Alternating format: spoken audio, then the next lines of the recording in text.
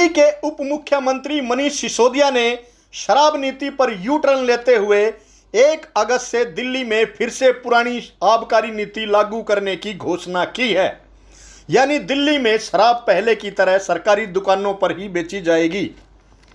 Deputy CM की इस घोषणा के बाद शराब की दुकानों पर शराब खरीदने वालों की भीड़ उमड़ पड़ी। शराब विक्रेताओं ने दुकानों के बाहर शराब पर भारी छूट के बोर्ड लगा दिए, जिससे मानो शराबियों की मौज हो गई। शराब की दुकानों के बाहर राशन की दुकानों की तरह लंबी लाइनें देखी गई। लोग शराब की पेटियां खरीद कर ले जाने लगे।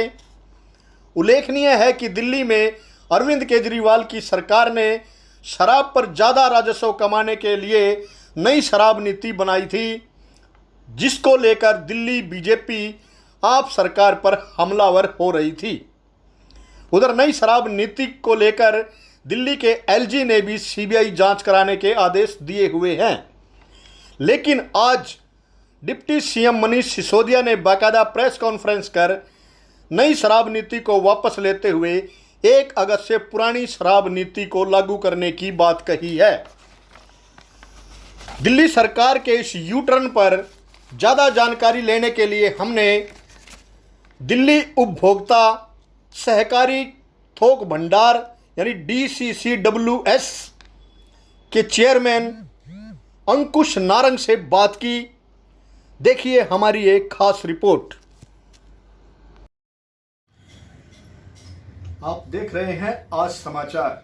मैं हूं विनोद लाहौट और आज समाचार ये है कि दिल्ली सरकार ने अपनी जो नई शराब नीति जो लेकर आई थी उसको वापस कर लिया है, जिसको बीजेपी अपनी बड़ी जीत बता रही है। इस पर बात करने के लिए हमारे साथ इस समय DCCWS के जो चेयरमैन हैं दिल्ली के अंकुश नारंग जी और आम आदमी पार्टी के बड़े नेता हैं, तो उनसे बात करेंगे। सर, आज ये जो दिल्ली सरकार ने जो 1 अगस्त से पुरानी शराब नीति की जो पॉलिसी थी वो लागू करने की घोषणा की है, क्या इसको माना जाए कि सरकार भी जो है उनकी ईडी की धमकी से डर गई है या क्या इसका? देखिए, आम आदमी पार्टी ईडी की कभी भी धमकी से डरती नहीं है।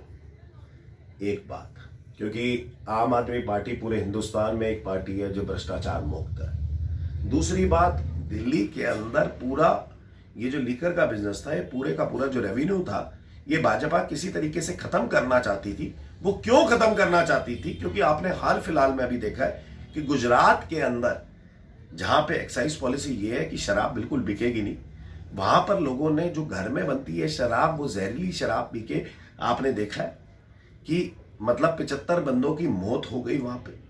और कितने बंदे ऐसे हैं जिनका अभी तक इंफॉर्मेशन तक नहीं है, और ना तो सरकार सही आंकड़े दे रही है, ना अस्पताल सही आंकड़े दे रहा है कि कितने लोगों की एक्चुअल में मौत हुई है वहां पे।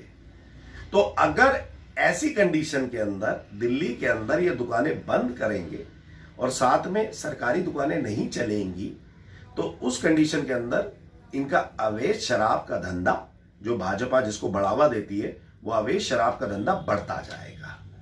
एक्साइज पॉलिसी लाने के पीछे साफ एक कारण था, क्योंकि कुछ प्राइवेट दुकानें चलती थी और सरकारी दुकानें चलती थी। जो प्राइवेट दुकानें चलती थी वो इन्हीं के मित्रों के पास थी, तो उनसे मुनाफा होता था। दूसरी जगह पे भ्रष्टाचार करते थे, क्योंकि कांग्रेस की सरकार की वो सारी दुकानें थी, तो वहां पे भ्रष्टाचार होता रहता था। यहाँ पे अपने दोस्तों से चलाते रहते थे।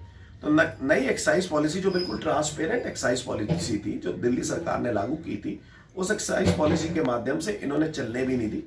और आज भाजपा अगर कहती है कि ये उसकी जीत है, तो आप एक बारी भाजपा से पूछिए, आदेश गुप्ता जी से पूछिए कि क्या ये अवैध शराब आगे बेचने की जीत है?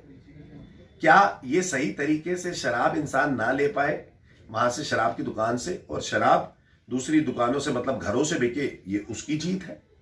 एक बारी पूछ लीजिए, भाजपा के कार्यकर्ताओं से पूछ लीजिए, जो सुबह तो धरना दे रहे होते हैं और शाम को उसी ठेके में जाके शराब की दुकान से शराब ले रहे होते हैं, उनसे पूछ लीजिए। अगर अवैध शराब दिल्ली के अंदर बिकेगी, जहरीली शराब बिकेगी, तो इससे हादसे हो सकते हैं। ये हादसे हम दिल्ली के अंदर होने नहीं देंगे, क्योंकि आम आदमी पार्टी की दिल्ली के अंदर सरकार है और भाजपा चाहती है कि ऐसे हादसे हो, इंसानों के साथ ऐसे खिलवाड़ हो। लेकिन आम आदमी पार्टी पुरजोर तरीके से इसका विरोध करती है और आम आदमी पार्टी कोई हादसा नहीं होने देगी। इसलिए 1 तारीख से 1 अगस्त से दोबारा से हमने वही, जैसे पुरानी सरकारी शराब की दुकानें चलती थी वैसे ही शराब की दुकानें चलेंगी, ताकि लोगों के घरों से अवैध शराब ना बने और वो जहरीली शराब पी के किसी के साथ हादसा ना हो। तो ये थे अंकुश नारंग जी, जिन्होंने शराब नीति को लेकर स्पष्ट किया है कि दिल्ली सरकार ने जो नई पुरानी पॉलिसी लागू करने का जो फैसला किया है, वो कहीं नई नीति से जो रेवेन्यू इकट्ठा हो रहा था उससे कहीं ना कहीं बीजेपी को परेशानी हो रही थी, और इसीलिए जो है अफसरों को और दुकानदारों को जो ईडी की धमकी दे करके इस तरह से एक रेवेन्यू कम करने की जो प्रयास है उनका, वो उसमें कहीं ना कहीं सफल हुए हैं। और 1 अगस्त से जो है दिल्ली के अंदर पुरानी शराब नीति ही लागू होगी। विनोद लाहौट,